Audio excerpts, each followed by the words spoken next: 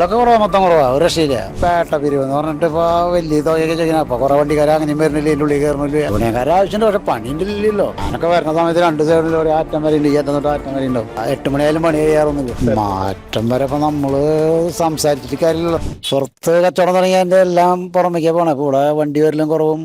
ഇതിൻ്റെ ഉള്ള 1, 2, 3, 4 അങ്ങനെ ഓരോ സെക്ഷനാ, ഒരു 6, 8 ഉണ്ടാവും ആ സൈഡൊക്കെ കൂടിയിട്ട്. ഇവിടെ 1, 2, 3, 4, 5, 6 ഇല്ലേ ഈ ഭാഗം തന്നെ. പണികളൊക്കെ കുറവാ, മൊത്തം കുറവാ, ഒരു രക്ഷയില്ല. ഇതിപ്പോ കണ്ടില്ലേ അങ്ങാടി ഇതേമാതിരി തന്നെ ഇപ്പൊ ഒന്നും. അവിടെ കയറുന്ന സമയത്തൊക്കെ നല്ല തിരക്കാൻ ചേർത്ത്, 2 സൈഡിലും വണ്ടികളും കാര്യങ്ങളൊക്കെ ആയിരുന്നു. ഇപ്പൊ ഇല്ല. പിന്നെ അതിവിടെ ഇപ്പൊ ഈ പേട്ട പിരിവ് എന്ന് പറഞ്ഞിട്ട് ഇപ്പൊ വലിയ തുകയൊക്കെ ചെയ്യുന്ന അപ്പൊ കുറെ വണ്ടിക്കാരെ അങ്ങനെയും വരുന്നില്ല, ഇതിൻ്റെ ഉള്ളിൽ കയറുന്നില്ല.